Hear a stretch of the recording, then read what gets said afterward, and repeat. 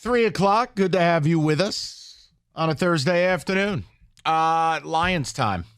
I have a question, and I don't know the answer.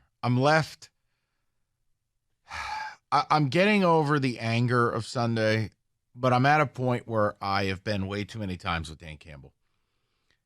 I am questioning, is Dan Campbell good enough to get us where we want to go?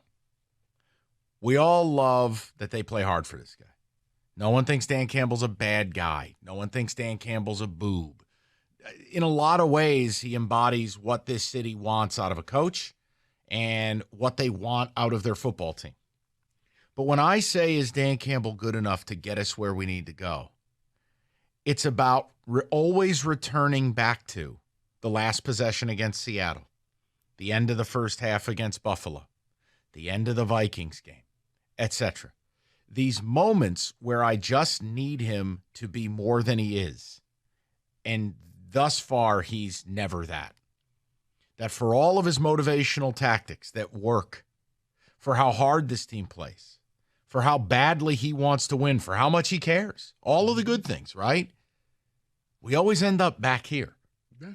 So my question to you, the Lions fan, because I know what Rico's going to say. He's going to be rude. He's going to be slanderous. Lions fan, is Dan Campbell good enough? Or, Kenny, you put it in a very interesting way to start the show. Say it again. I can't go into games anymore sure that Dan Campbell's going to do the right thing. I'm always now questioning him, questioning the game plan, questioning whether it was the running back by committee comment, whether it was the treating the end of the game like halftime comment. I don't know what this man is going to do going into the game. I no longer feel comfortable with his decision-making going into the game. That's where I landed on. So is Dan Campbell good enough to get this team where they need to go? It's an open question. 248-539-9797. Because I can tell you what tomorrow's show is going to be. Tomorrow's show is going to be straight up. I may be in a full panic by tomorrow. These injuries are mounting. Mm-hmm. Atlanta is better than you guys realize. And they may have the best player in the stadium. Have you seen Bijan run? I'm getting nervous. I would look at this same, Mike, and when it comes to Dan Campbell, it's what you get when you hire an inexperienced head coach who, I know he was an interim coach. He wasn't really a coordinator. Dan Campbell right now is Mr. 2 steps forward, 1 step back, and then 1 step to the side. For every time he goes for it on 4th down, he does some bonehead play later on in the game that you're like, Dan, why? You were doing so good. That's what he is. He's going to give you a lot, but then he's going to show you his inexperience. He's going to show you, I've never been in this situation before. If you're looking that, hey, this is going to be the guy that leads us to a Super Bowl, probably not, because he doesn't have the experience. He's not ready. He may be the right guy for right now to galvanize his team, but it's one where maybe when this team gets really serious, you got to look at that, taking that next step in coaching and getting somebody who can get you over the edge. Because for every two smart things he does, he will do something that just leaves you saying, why, Dan? Why? 248-539-9797. And again, if you think it's wrong to question him, let me be very clear. The entire time with Dan Campbell, my issues have primarily been late game, late half situations. I have navigated around win probability and going for it on 4th down. I understand what he's attempting to do. Now, I have disagreements with it. I think you have to play differently when you don't have a Mahomes, a Burrow, an Allen, a Lamar, a Trevor Lawrence. When you don't have those people, I think you have to play differently. I don't think all win probabilities are created equal. No. Now, I've worked my way around it that this is who he's going to be. But what I will never work my way around, it is why I wanted Jim Caldwell duct taped to a rocket to space. The ridiculous errors. With 57 seconds left and 3 timeouts, you can't play for a tie. That's an error. No, you're right. I mean, and then to come out and say, well, I would just treat it like the end of the first half. Like, what? You could have just walked away and had the victory. But, yeah. That's the shocker to me. I'm sorry. Go ahead, man.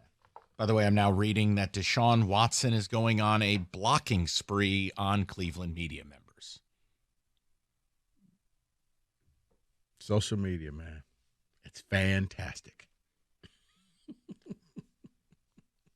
Gonna bring back that old NBA slogan. Oh, NBA action. It's fantastic. Kenneth the Ticket Text, if you'd be so kind. No, he's not good enough. He's Caldwell 2.0. We've been getting the Caldwell comparison quite frequently with him.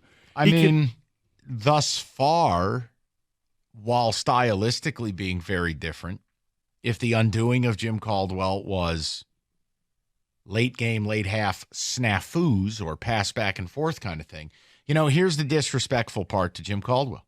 Jim Caldwell at least made the playoffs. And if I tabulate his records, I know he wasn't 2-15 in the month of September and October. Actually, he finished with a winning record.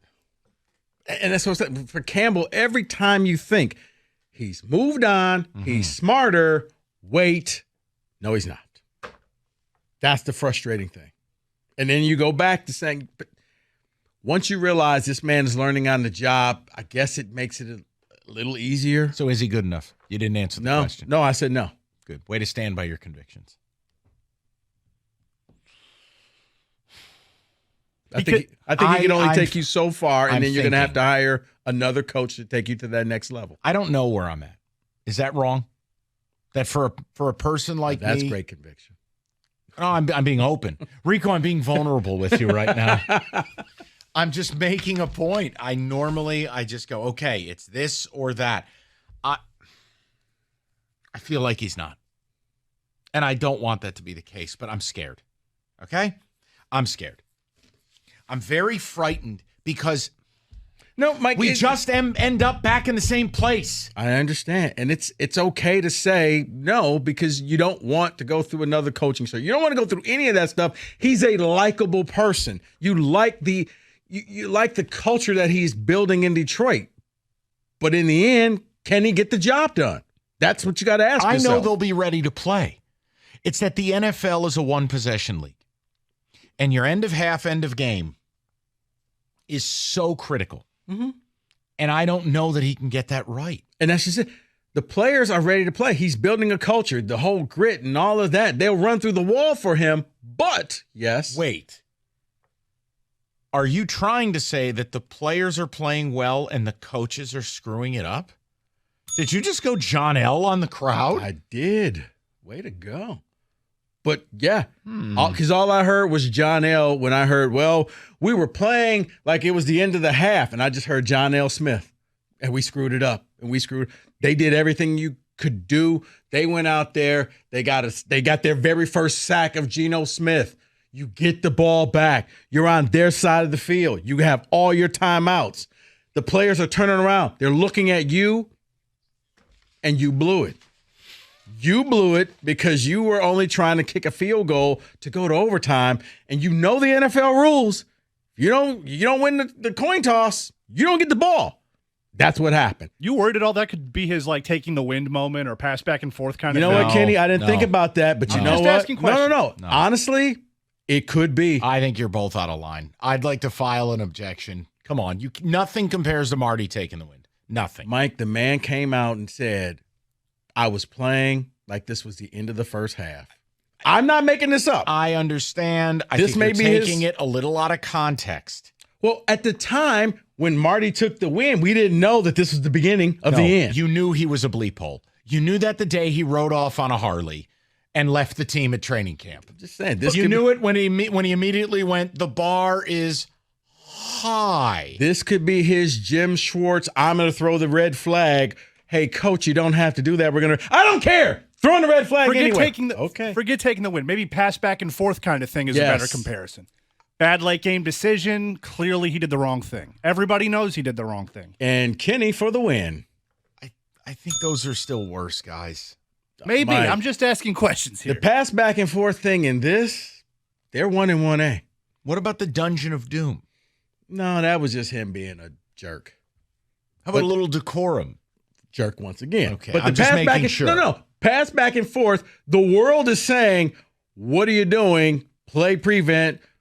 Put some people out there. Nah, I'm just going to figured they are going to do the pass back and forth thing. What?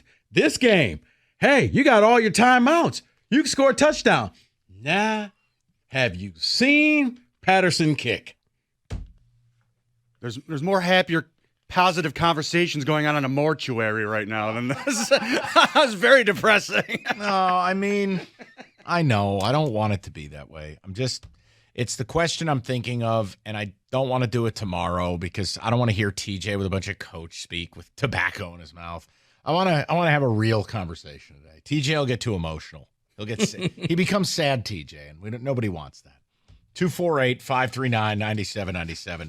Your phone calls next. 97.1.